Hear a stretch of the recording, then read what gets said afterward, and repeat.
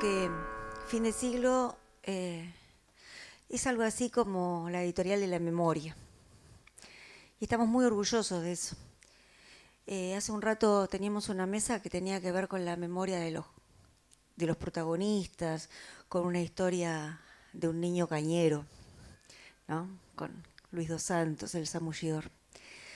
Y ayer teníamos una presentación de 3 mujeres que escribían novelas diferentes, muy diferentes, pero que tenían que ver con la memoria en el cuerpo, lo que el cuerpo nos va marcando a lo largo de nuestras vidas.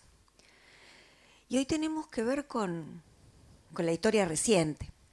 Y capaz que convendría preguntarse por qué le seguimos llamando historia reciente, algo que pasó hace 50, 40, 60 años. Y la explicación es bastante sencilla. Es que falta mucho todavía por descubrir de esa historia, que no está terminada de contar. Y que algunos de esos protagonistas ya no están, pero los que sí están pueden reconstruirla y pueden dejarla para nosotros y para nuestros nietos. Y desde ese lugar, en fin de siglo, primero aparecieron las mujeres, que claro, son muy revoltosas, eso ya lo sabemos. Y son como bastante ingobernables, ya lo sabemos, por suerte. Pero por eso, somos. No, pero yo estoy hablando de ellas, ¿no? De ustedes. Para los que militábamos en la salida de la dictadura y nos llegaban las historias del penal, las historias de los hombres, de las mujeres que estaban presos, siempre eran diferentes. Y había algo que a nosotros por lo menos nos llamaba mucho la atención, y era la unidad en los relatos que nos llegaban de las cárceles de mujeres. Ahí había más como una unidad en el sentido de que de un lado estaban las mujeres presas y para pelearse había más tiempo por fuera cuando salieran.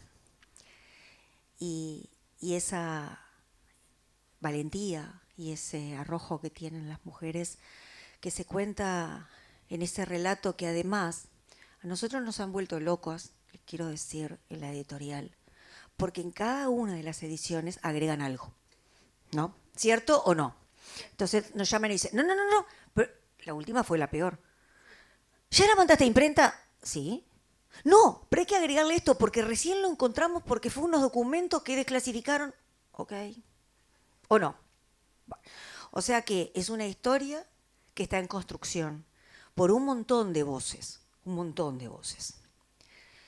Y por otro lado, cuando nos llega esta historia de los fusilados, no por desconocida, sino porque el trabajo de un montón de gente de la Comisión de Memoria de los Fusilados nos hace tener un material que recoge mucha información y que nos gustaría pensar que es una pequeña colaboración para que aquella atrocidad al menos no quede en el olvido, por lo menos eso.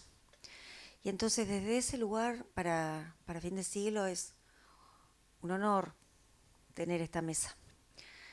Tenerlos a ustedes acá realmente nos enorgullece mucho y les agradecemos profundamente que nos acompañen a todos ustedes. Gracias.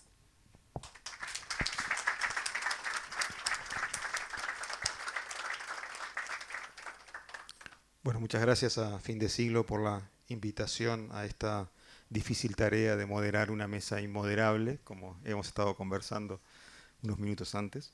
Y gracias a todos y todas ustedes por acompañarnos en esta presentación doble de dos libros, Silencio Roto, Los Fusilados de Soca, un crimen de lesa humanidad, y Paso de los Toros, una cárcel olvidada. A mí me tocó escribir sobre ambos. El más reciente, la más reciente de las reseñas fue sobre una cárcel olvidada que apareció hace 2 o 3 días. Y una de las cosas que me llamó la atención cuando leía ambos libros eh, era lo interesante que, que implicaba el hecho de aportar cosas nuevas sobre un caso, por ejemplo, como el de los fusilados de Soca, que tenemos el titular y muchas veces no sabemos los detalles, no sabemos cuáles son las implicancias y las historias individuales que hay detrás de cada uno de esos nombres y de esas fotografías. Pero además, sobre todo, la importancia de que siguieran apareciendo testimonios como el de ese funcionario policial de Policía Técnica de Canelones, que desmienten aquello de que ante el paso del tiempo ya no hay más nada que descubrir o no hay más nada que aportar y no hay más personas que tengan cosas para decir sobre esos episodios. Y en cuanto a Paso de los Toros, una cárcel olvidada, creo que tiene además la virtud añadida de mostrar esa vida cotidiana de las mujeres que estaban ahí. En primer lugar, poner en el mapa una cárcel que no estuvo siempre en el mapa de los centros de detención. Y en segundo lugar, mostrarle, yo decía en la reseña que más que la historia de la cárcel de Paso de los Toros es la historia de Paso Toro, que fue como las mujeres que ahí estuvieron la denominaban, y fue ese mundo que ellas crearon como también una manera de resistencia cotidiana. Para mí es una alegría y un enorme desafío y un orgullo poder moderar esta presentación, y me gustaría decirles que además de su valor histórico y de su valor testimonial, son dos libros que tienen que se leen de manera muy rápida, que son muy interesantes de leer, que lo dejan a uno con ganas de seguir leyendo. Por lo tanto, no me parece mal que en la quinta edición agreguen algún otro documento, porque siempre, siempre es bienvenido. Me parece muy bien. Me pueden echar la culpa a cualquier cosa. Pero para comenzar, me gustaría pasarle la palabra a Chela Fontora y vamos a hacer un par de ronditas entre cada una, si les parece bien.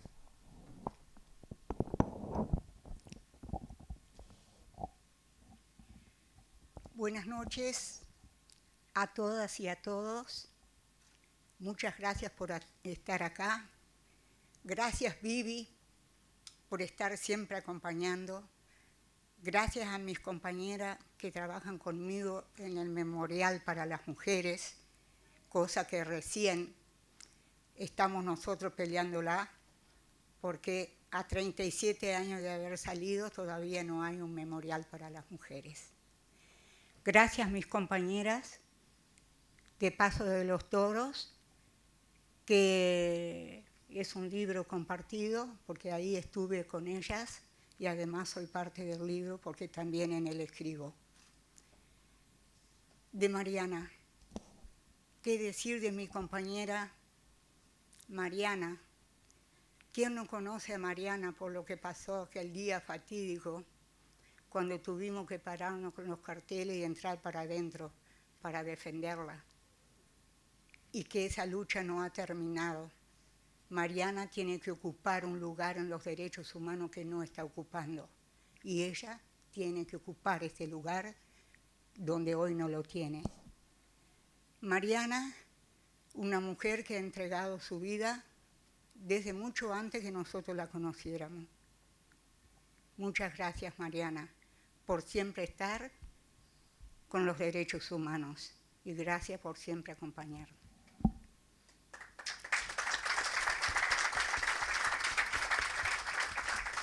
Ahora vamos a hablar de Silencio Roto. En una madrugada del 20 de diciembre de 1974, la dictadura cívico-militar y el terrorismo de Estado hizo que los vecinos, sorprendidos, se despertaran con las metrallas sin saber qué sucedía en Capilla de Ciela, departamento de Canelones. Estos mismos vecinos, más tarde, dieron sus testimonios para este libro. María de los Ángeles Corvo, Eto Daniel Brum, Graciela Estefanel, Mirta Hernández y Floreal García. 5 jóvenes uruguayos, obreros y estudiantes, 2 compañeros y 3 compañeras, una de ellas embarazada de varios meses. Eran comprometidos junto a muchos jóvenes que luchaban por la utopía de un mundo más justo y solidario. Fueron detenidos, secuestrados en Buenos Aires por la Fuerza Conjunta Uruguaya y los servicios represivos argentinos que, junto a Julio Abreu, sobreviviente, y Amaral García, hijo de Mirta y Floreal, también sobreviviente, los trasladaron a centros clandestinos y fueron torturados por militares uruguayos y argentinos. Amaral García, el niño de tan solo 3 años, fue entregado a una familia de represores argentinos y rescatado varios años después por la búsqueda sin pausa de sus familiares, abuela de Plaza de Mayo y el querido senador Germán Araujo. Hoy bastante olvidado este compañero Germán Araujo. Los trajeron a Uruguay en el llamado vuelo cero, en el único lugar comprobado donde lo siguieron torturando fue la casona de Punta Gorda, hoy señalizado por las compañeras y compañeros Crisol y la Intendencia de Montevideo en la intendenta Olivera. No me sale el nombre ahora. Gracias, Ana Olivera. Donde lo siguieron torturando. La decisión, cuando fue a hablar el familiar al Consejo de Seguridad Nacional COSENA, que los interrogaba, y al comandante en jefe y el presidente de FATO, Juan María Bordaberry, estos civiles y militares fueron los que ordenaron la ejecución de estas 3 compañeras, una de ellas embarazada, y 2 compañeros. Familiares que se entrevistaron con Juan María Bordaberry recibieron la triste respuesta que si no hubiera sido por él, hubieran sido 10 los ejecutados. Palabra de Juan María Bordaberry al mano de Amaral. El único liberado y con orden de los militares de no mencionar lo ocurrido porque conocían los hechos directamente fue Julio Abreu. Fue amenazado él y su familia. Pasó 30 años para que Julio Abreu pudiera denunciar los hechos. Lamentablemente, operadores judiciales que querían llegar a la verdad, como la compañera Mariana Mota, eran perseguidos trasladado a otras funciones, reforzando la cultura de la impunidad. Mientras la verdad siga secuestrado y no se aclaren los crímenes de lesa humanidad, no habrá justicia para todos. Este libro fue el trabajo y la búsqueda permanente de aportar a la verdad y a la justicia. Tiene en su contenido el trabajo de muchos compañeras y compañeros y el amor y la entrega de quienes dieron su juventud y la arrebataron sus vidas. Este es un testimonio documentado.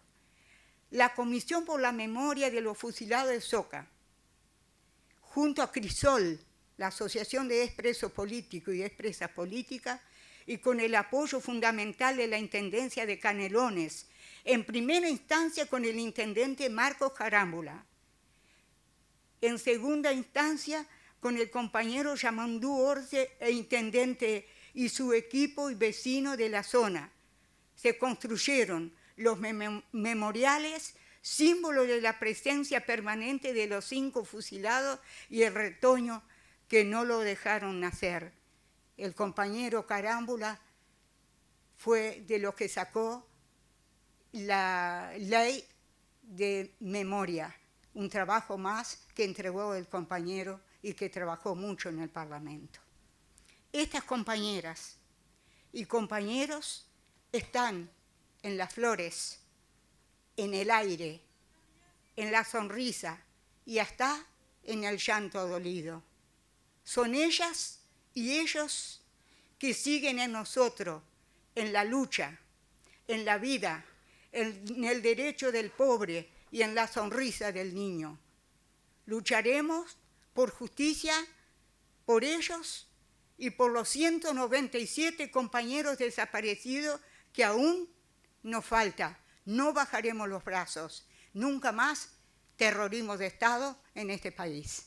Gracias.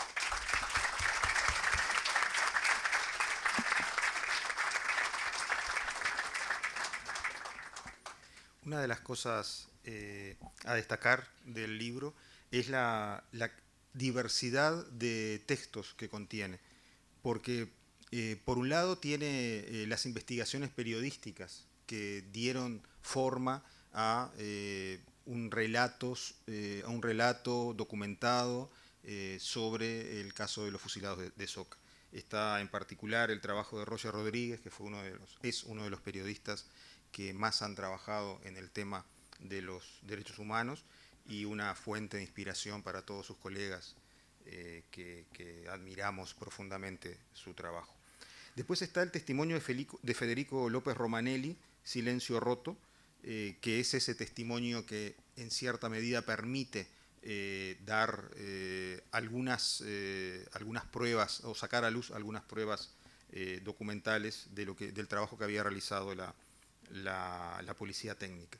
Las semblanzas son absolutamente variadas. Hay semblanzas desde algunas escritas por los familiares hasta una escrita por Julio Toyos, que en buena medida se asombra, y a mí yo participo de ese asombro, de cómo el deporte nacional no tiene como uno de los casos emblemáticos de lo que ocurrió durante la dictadura a un boxeador que fue medallista en los Juegos Panamericanos defendiendo a la delegación uruguaya.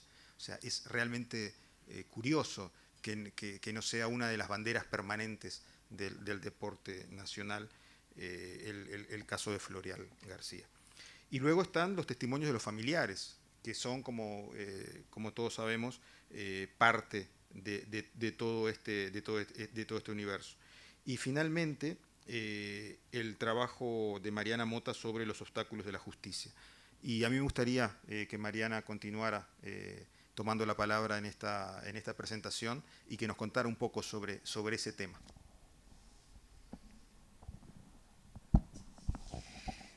Bueno, muchas gracias gracias a la Chela por invitarme a esta mesa. Y es la segunda vez que hablamos de este libro. Hablamos primero en Canelones. Y Y bueno, y quiero contar un poco, no tanto sí, un poco lo jurídico, porque es lo que hice, pero también conversar juntos acerca de cómo este caso tiene tanta connotación. Es un caso donde está el Plan Cóndor, aunque todavía no era el Plan Cóndor, era el 74, el Plan Cóndor se firma en Santiago de Chile en el 75, pero ya había coordinación, y esto demuestra la coordinación. Había traslados clandestinos, y en realidad nos enteramos de los traslados clandestinos y se habló del vuelo 1, vuelo que en el 76, y esto era anterior, o sea que hubo que ponerle vuelo 0.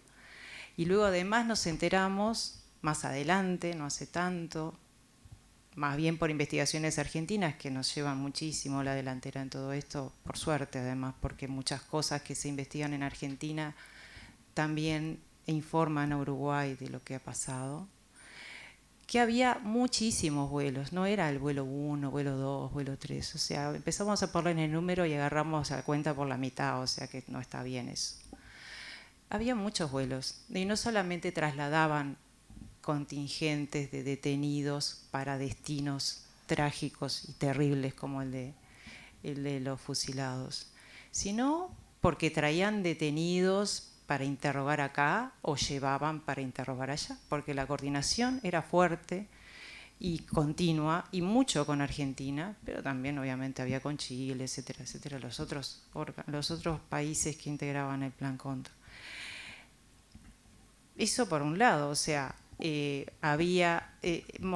muestra este caso muchas cuestiones que luego vemos en otros casos.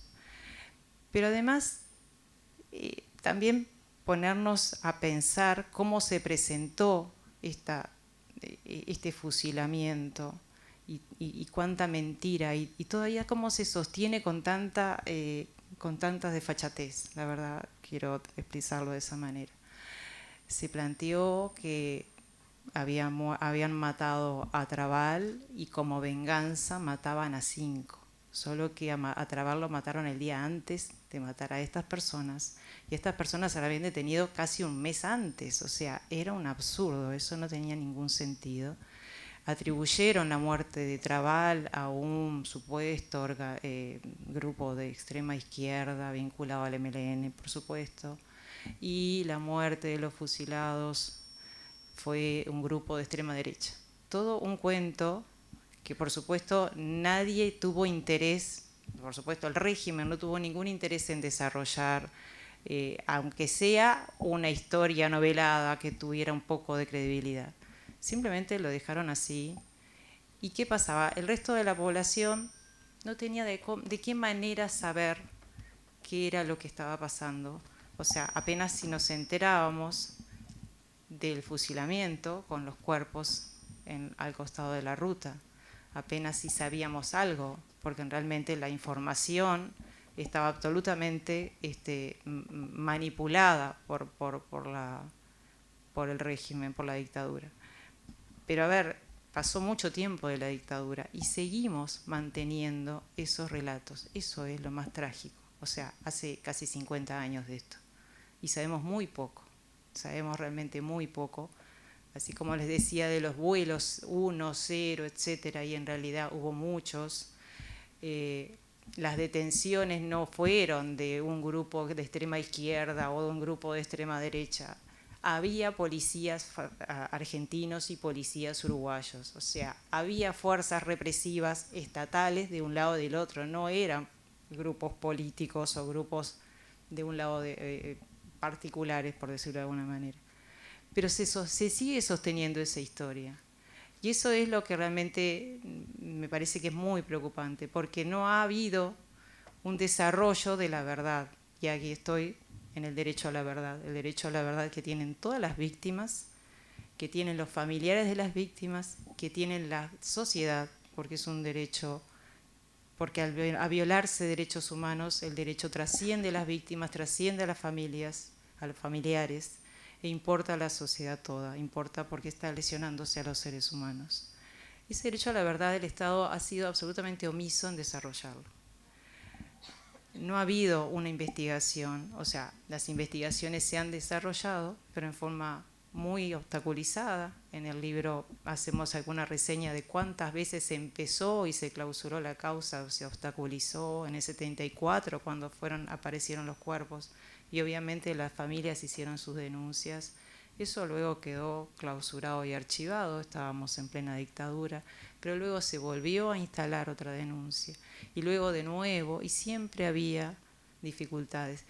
Pero luego en democracia, 2006, vuelta a presentar la denuncia y vuelta a vincularse estos fusilamientos con la muerte de Trabal, de tal forma que si no se sabía de lo que había pasado con Trabal, era imposible saber lo que había pasado con los fusilados. A ver, eran dos hechos que absolutamente tenían nada que ver. Pero incluso si lo analizamos, hasta los que decían, supuestamente, dijo Bordaberry, que supuestamente se había resuelto en el COSENA, que además es otro invento, porque te lo acabo de decir, ¿no? Como habían decidido si eran 10, 5, 20, ¿cuántos? Si en realidad ya habían detenido a 5 un mes antes. Entonces esa decisión no tenía sentido. Era muy absurdo. O sea, se cae por la falta de lógica todo esto.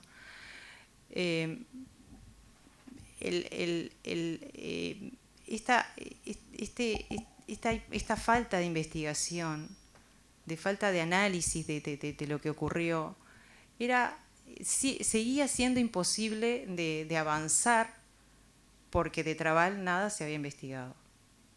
O sea, había un Estado que decía, mataron al agregado militar en Francia, y no investigaba. De hecho, Francia le pidió información a Uruguay para poder avanzar en la investigación, y Uruguay no hizo absolutamente nada, no aportó nada, porque no le interesaba, porque de hecho habían sido ellos los que lo habían matado, o sea, algo que ya se sabía, que el propio Trabal sabía que lo iban a matar, o sea, eso también está documentado. Pero también es absurdo que se tome como natural que como habían matado a Trabal, entonces vamos a matar a otros. Entonces, por un lado es como reforzar una teoría de dos demonios, pero naturalizar que estas cosas tendrían que ocurrir así, porque si eran de un bando, entonces son del otro. A ver, en ese tiempo, en esa cosa tan ilógica, bueno, digámosle, en una dictadura, podíamos llegar a escuchar esas cosas absurdas, pero hace mucho que salimos de la dictadura. Y todavía seguimos arrastrando estas historias que son absurdas. Por eso es como que la miramos y decimos, pero es absurdo por todos lados. Y de hecho, cuando estábamos en la investigación de la causa, con la abogada que lo llevaba adelante, que era Pilar Elordoy, decíamos, separemos esto, analicemos solamente, busquemos de alguna manera cómo separarnos de Trabal, porque era una traba justamente poder avanzar. Pero no había forma, porque todo lo llevaba a eso, y era una manera de poder decir, bueno, lo que ocurrió en Soca tiene que ver con lo que ocurrió en Francia, y en Francia no vamos a saber, porque además Francia guarda muy bien sus secretos y no los abre nunca. El avance de la causa fue realmente muy obstaculizado, muy obstaculizado. Por supuesto que a lo último empezaron nuevamente a presentar recursos y más recursos para poder evitar avanzar, y bueno, luego yo ya no tuve la posibilidad de seguir trabajando en esa causa. De hecho sigue avanzando. Creo que lamentablemente vamos a terminar asistiendo a la condena de jerarcas militares que ya están multiprocesados en muchas causas, y es como, bueno, ponámosle una más, y probablemente tengan que ver, pero no creo que sea esa la satisfacción de la verdad que desean las víctimas ni los familiares. Yo creo que más allá de volvamos a ponerle otra causa más a Pajarito Silveira, no tiene mucho sentido. Lo que tiene sentido es saber qué fue lo que pasó, por qué eligieron a estos 5, por qué hicieron esta maniobra tan perversa. Personas que no estaban requeridas, que estaban viviendo en Buenos Aires, ¿por qué fueron ellos? ¿Quién decidió eso? No fue en el COSENA, así 5 o 10, fue antes. fue cuando los detuvieron. ¿Quiénes participaron en esto? ¿Cómo participó? ¿De qué manera? ¿Qué acuerdo hubo con la policía argentina para que participara en esto y les prestara, por supuesto, a los centros clandestinos y desarrollara toda su perversa actuación muy similar a la uruguaya? Y luego la misa en escena que hicieron con el fusilamiento. ¿Qué significan esas iniciales? ¿Por qué, por qué allí? En fin, hay muchas preguntas que solamente se pueden saber si se hace una investigación en serio y no seguimos con esto de, bueno, ¿cuál es el jerarca que estaba en el organismo que podía tener que ver? Sí, probablemente sea el CID y probablemente la OCOA, pero más allá del CID y la OCOA, que todos sabemos qué era lo que hacían, no creo que les baste a los familiares y no creo que les baste a la sociedad toda que sea la misma explicación para todas las cosas. Porque al tener la misma explicación para todas las cosas se banaliza lo que pasó con estas personas y tienen todo el derecho de que sus historias se cuenten como ocurrieron. Y por ahí, justamente, el trabajo de la Comisión de Fusilados, con Federico a la cabeza, bueno, con un trabajo muy bueno de Federico, que logró contactar a este policía de la Policía Técnica, Verdier, y que dio ese testimonio tan interesante. Y además es bueno rescatar cómo tomó su trabajo con tanta seriedad y con tanta preocupación de preservar una prueba que era fundamental. De hecho, todas las pruebas, todas las carpetas de policías técnicas son fundamentales para las investigaciones penales. Y, por supuesto, en estos casos de homicidios, donde cada elemento es importante para poder reconstruirlo. Su preocupación para preservar esa carpeta, que luego hubo quienes decidieron suprimirla de todos los lugares donde él se preocupó en que quedara una copia. O sea, hubo una supresión de prueba, que también de por sí es delito, y tampoco sabemos quién lo hizo. O sea, ahí hay otros delitos agregados, gente que ocultó pruebas, que en definitiva reforzó la impunidad. Y eso estábamos hablando de democracia. Expedientes que pasaron años perdidos. El expediente de Pando, el expediente principal, donde se recabaron las primeras declaraciones, lo pedimos por años y no estaba perdido. Estaba perdido. Y finalmente apareció, no se sabe cómo, y está el expediente. Es un expediente pequeño, muy interesante, pero además hay otro expediente agregado, que es un expediente que luego que fueron los familiares a declarar a la sede de Pando, y bueno, contaron todo lo que había pasado, del fin, etcétera, y estaba agregada la carpeta de policía técnica, o sea, toda la actuación que se hizo en el juzgado de Pando. A los pocos días de la justicia militar citaron a todos los familiares, a todos los que habían actuado en el juzgado, el policía justamente de técnica, etcétera, etcétera, para preguntarle qué habían hecho. O sea, era una forma también de atemorizar a todos para que no hicieran nada. Y hay una nota muy interesante que está en ese expediente de la justicia militar, que es un detalle de todas las balas, municiones, no sé, nunca supe de armas por suerte, o sea que no sé qué es una y qué es otra, pero bueno, esas cosas. Con detalle de a qué arma corresponden. O sea que esa información está en el expediente.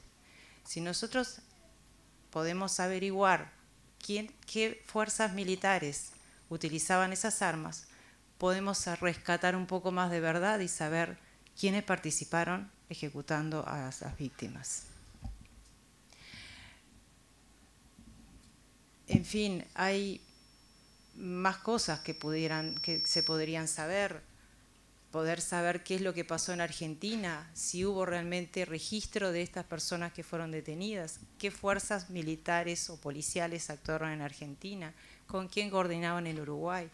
De alguna manera, ir llegando, es un rompecabezas, cada causa es un rompecabezas muy difícil. Pasa mucho tiempo, las personas se mueren, y por otra parte los estados represivos como estos, como Argentina, como Uruguay, obviamente que no van a tratar de no dejar las pruebas de lo que hicieron, o van a de alguna manera ocultarlas o disfrazarlas o modificarlas. O sea que es un trabajo, de mucho buscar, pero se puede. Argentina lo ha logrado. No sé por qué en Uruguay esto no se hace. Y realmente el tiempo que pasa sin conocerse, sin saber, es tiempo que se pierde irremediablemente en llegar a la verdad. Y bueno, y vamos a tener una verdad medias o no vamos a tener ninguna. Pero por lo menos empezar a pensar de que toda esta construcción falsa de un vínculo de un homicidio con otros homicidios debería desmontarse de una vez por todas y decir claramente que un Estado admitió que ejecutó personas, porque en definitiva el COSENA fue lo que dijo. Sí, ejecutamos, en vez de ejecutar a 10, fíjese qué buenos que somos, ejecutamos a 5. Pero admite eso. Entonces, si admite eso, bueno, ahí ya tenemos responsables, porque sabían que iba a ocurrir eso y lo aceptaron. Digo, me parece que es muy obvio, pero tampoco se ha hecho por eso. Entonces, las acciones y quiero cerrar acá, las acciones de la comisión de fusilados en encontrar más elementos, en aportarlos a la causa y en dar un poco más de luz a esto, hace en definitiva el trabajo que desde el Estado en sí no se hace como corresponde y bueno, y que todavía sigue en deuda. Y por otro lado, bueno, el declarar el sitio de memoria es una forma también de preservar la historia y de que no se olvide y de honrar a las víctimas y a sus familiares. Gracias.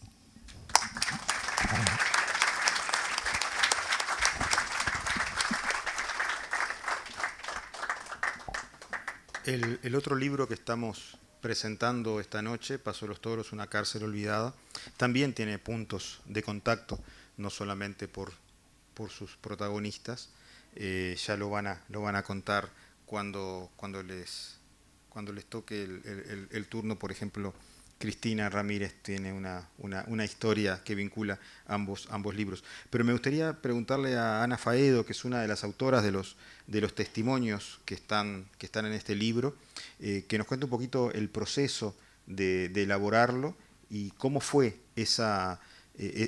trasladar esas vivencias al papel. Bueno, nosotros somos las brujas de Paso de los Toros. De alguna manera nos identificamos las brujas de Paso Toros. En esa cárcel olvidada que no apareció durante mucho tiempo en ninguna historia reciente, fueron llevadas las mujeres del interior, las presas políticas del interior.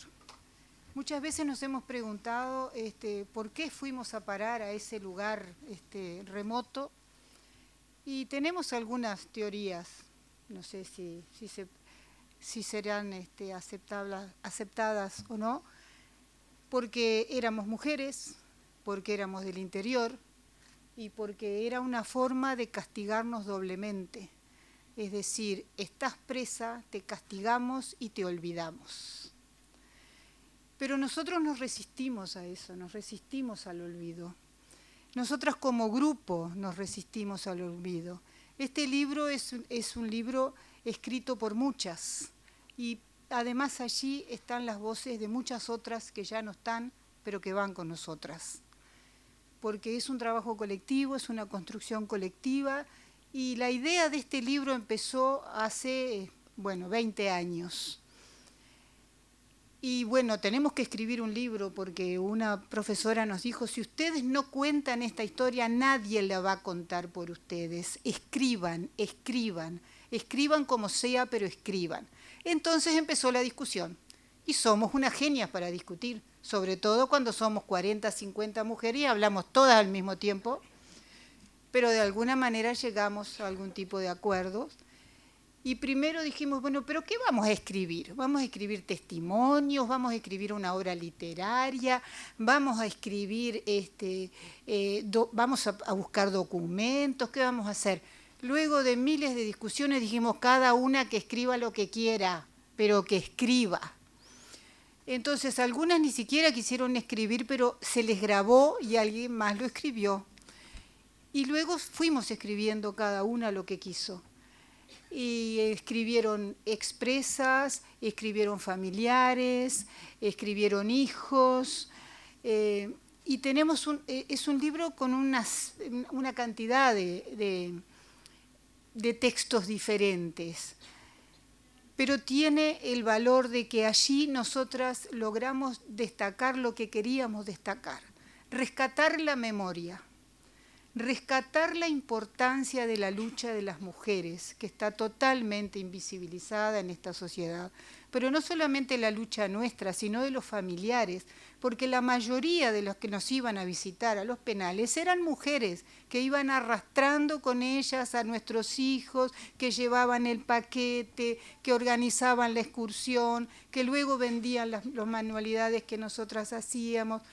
Bueno, entonces era el rescate de la memoria, el rescate del papel de la mujer, la importancia de ese grupo que supo mantenerse unido y que teníamos clarísimo que de este lado de la reja estábamos nosotras y el enemigo está del otro lado, así que no vale pelearse entre nosotras acá adentro. Que eso es algo que creo que lo tenemos que destacar porque en este grupo que se ha mantenido unido durante todos estos años y que nos reunimos todos los meses, nos paró un poco la pandemia, pero ahora ya arrancamos de nuevo, tenemos de todas las tendencias políticas. Incluso tenemos algunas compañeras que ya están descreídas de la izquierda. Bueno, no importa, son compañeras nuestras, estuvimos juntas, peleamos juntas y eso es lo que importa. Entonces, la importancia de este libro es el rescate de la memoria, el seguirlo presentando por todos lados. Primero nosotros hicimos un grupo de difusión y empezamos a contactar todo lo posible, qué diarios, qué televisión, qué radio, donde fuera. Y allá fuimos a presentarlo. Si ustedes entran en Google y ponen Paso de los Toros, una cárcel olvidada, van a aparecer todas las presentaciones que hemos hecho y seguimos haciendo. Recientemente estuvieron las compañeras en Mercedes, nos llamaron de Mercedes para que fuéramos a presentar, nos volvieron a llamar de Paysandú ahora. Bueno, tenemos una serie de presentaciones previstas y bueno, y surgió esta que nos pareció súper interesante porque la primera presentación fue aquí también en la Intendencia, en 2018. Estamos en la 4ª edición. Y para nosotros es una inmensa alegría poder seguirlo presentando porque además el libro nos ha devuelto mucho, nos ha devuelto gente que ha venido a contarnos cosas que nunca le había contado a nadie. ¿Recordás en Florida aquellas hijas de compañeros que contaron sus experiencias que nunca las habían contado? Encontramos gente que nos compuso canciones, gente que había oído que tenía una pariente que había estado presa, pero no sabía muy bien. Entonces fue a la presentación del libro y nos preguntó, ¿ustedes conocieron a fulana? Sí, claro, estuvo presa con nosotros. Ah, porque en la familia no se habla de eso. Hemos encontrado, por ejemplo, en una de las presentaciones, una compañera que es de Paso de los Toros, porque la cárcel estaba en Paso de los Toros, en el centro de Paso de los Toros, entramos a Paso de los Toros, está la comisaría y atrás está la cárcel, imposible perderla, y la compañera le dice a otra persona de Paso de los Toros, ¿no vas a ir a la presentación del libro de la cárcel de Paso de los Toros? Y la otra señora le dice, eso es mentira, en Paso de los Toros nunca hubo cárcel de mujeres. Bueno, nosotras estamos demostrando que sí. Y además no habíamos encontrado documentos oficiales. Aparte del reglamento que una compañera, lamentablemente, que ya se ha ido, lo sacó, no sabemos cómo, pero sacó el reglamento para afuera.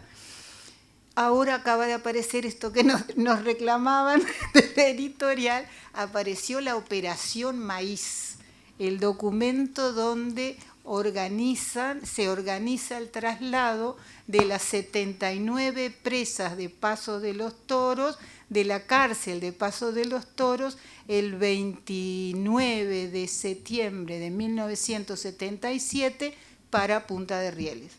Es oficial. Y encontraremos algún otro documento, tal vez, para agregar para la 5ª edición. Muchas gracias. De nada.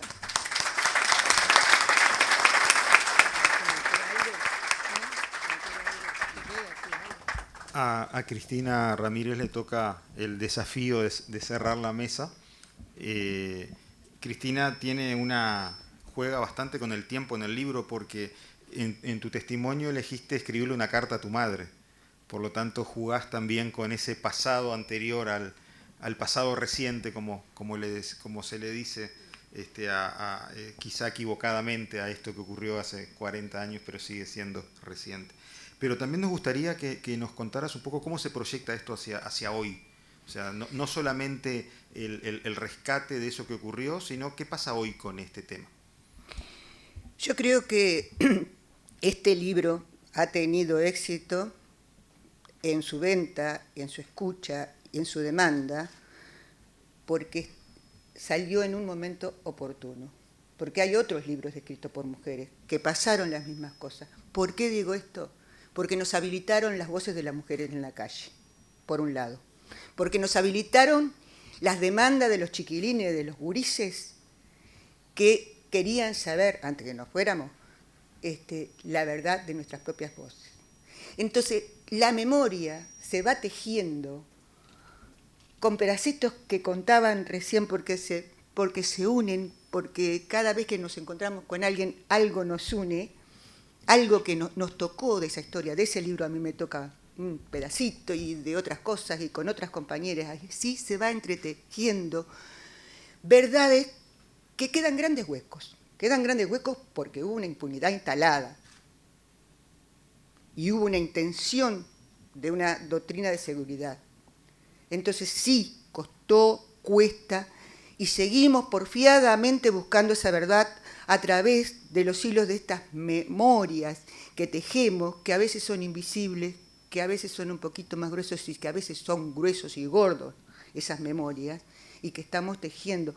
Porque para construir, para transitar un presente que es muy duro hoy, y que tiene los mismos versos que tenían, a mí hay cosas que me hace recordar cuando se votó las medidas prontas de seguridad, cosas que están pasando hoy.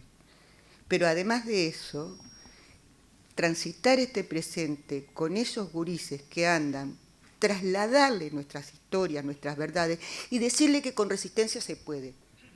Porque además es una resistencia no solo política, no solo ideológica, es una resistencia afectiva, porque nosotros luchamos, queríamos cambiar un mundo por amor a la humanidad, a ellos que estaban desamparados. Y ese amor se vio en nuestra resistencia. Yo creo que las mujeres además tenemos una militancia afectiva, una militancia horizontal que nos da otra capacidad para resistir. Y en eso que hablaban del pasado y unirlo con el presente para transitarlo y para forjar un futuro, creo que si hablamos de familiares, si hablamos de los desaparecidos y las desaparecidas, si hablamos de aquellas madres que recién nombraba, que creo Ana, aquellas madres que nos buscaron, que estuvimos tiempo desaparecidas de cuartel al cuartel en aquel periplo que con algunas compañeras compartimos, y nos encontraron, hubo otras que no encontraron, y que siguieron caminando y que se fueron sin saber y quedan muy poquitas buscando. Pero esas madres y esos familiares y esos desaparecidos y desaparecidas dejaron unas huellas, que lo vuelvo a repetir porque ya lo he dicho alguna vez, dejaron unas huellas grandes, con unas lucecitas que alumbran estos gurises de hoy. Hacia esas lucecitas caminan esas huellas que nosotros tenemos que andarlas descalzas, y esos gurises también, porque sus zapatos nos quedan grandes.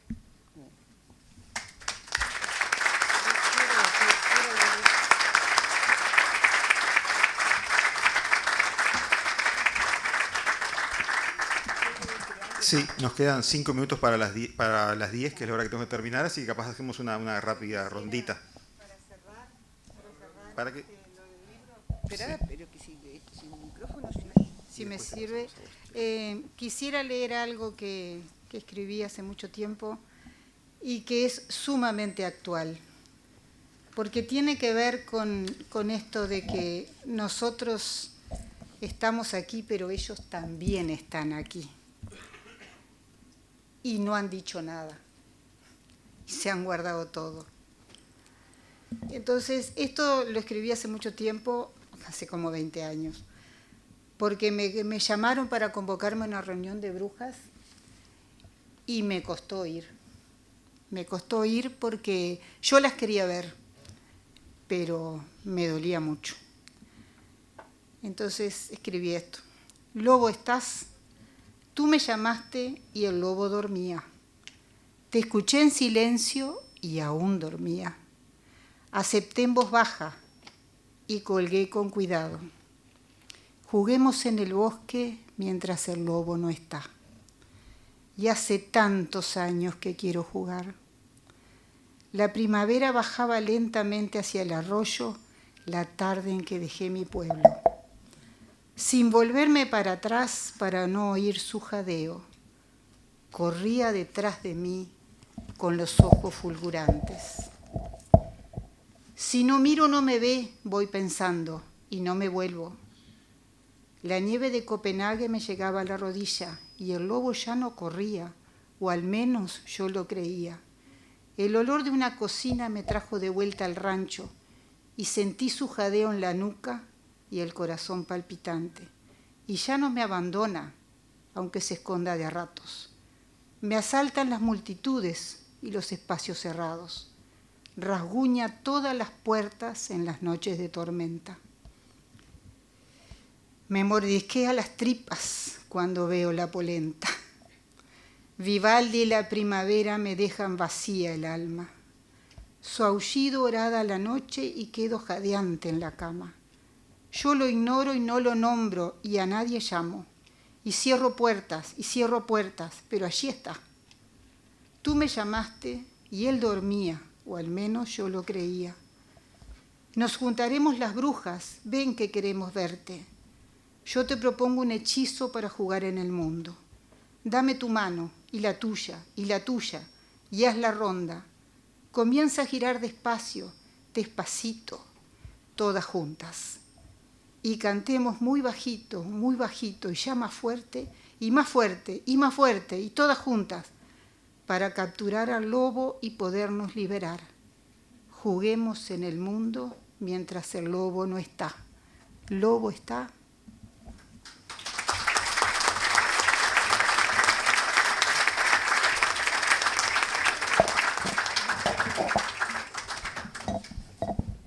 Para terminar, como dice acá nuestro moderador, no hay que olvidarse que en la región número 3 de Paso de los Toros mataron al compañero Gomenzoro.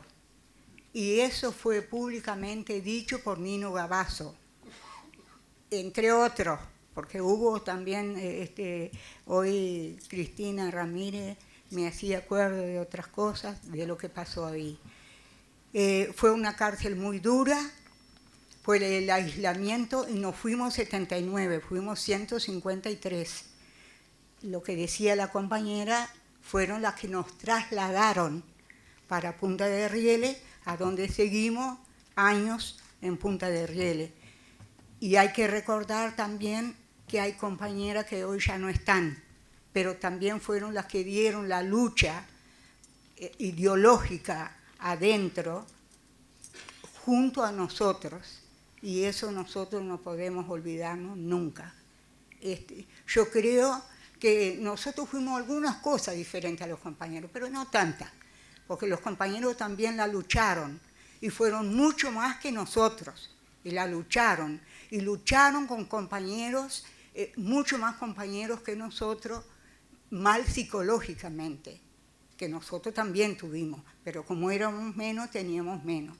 Y fue una lucha difícil, tanto para los compañeros como para nosotros. Nosotros tuvimos el plus de ser mujer, que yo siempre digo, ellos siempre se creyeron dueños de nuestro cuerpo, se creyeron en los cuarteles, porque las primeras cárceles fueron los cuarteles, no fueron las cárceles. Los primeros fueron los cuarteles, a donde nos torturaron, nos violaron. Y más tarde fueron las cárceles, donde ellos mismos nos decían, tanto a los compañeros como a nosotros a ustedes no lo pudimos matar, pero los vamos a dejar locos. Y así nos decían a nosotros también. Y ojo, a nosotros, algunas de nosotros en Paso de los Toros nos llamó el psiquiatra Gutiérrez, que no se habla, pero Gutiérrez estuvo en la cárcel del Penal de Libertad y también en la cárcel de Paso de los Toros. Y ahí llamó a algunas compañeras, entre ellas me llamó, a mí. ¿Por qué? Buscaban todas las formas de enloquecernos, porque no nos pudieron matar en los cuarteles. Y tampoco pudieron romper la unidad que nosotros tuvimos. Y esa unidad fue creada por todas las compañeras, como bien decía Anet y Cristina. Y el esfuerzo de todos los familiares, y fundamentalmente de lo que eran las hermanas y las madres, que eran las mujeres que llegaban hasta las cárceles. Entonces, para ellas también tiene que estar nuestro homenaje a todas esas mujeres, que nosotros no podemos olvidarnos que afuera también fueron las mujeres las que salieron con las tapas de las ollas a golpear las cacerolas. Fueron de las primeras que salieron por la libertad de todos los presos políticos. Por eso también para todas ellas tiene que estar nuestro homenaje y nuestro reconocimiento. Muchas gracias, compañeros y compañeras.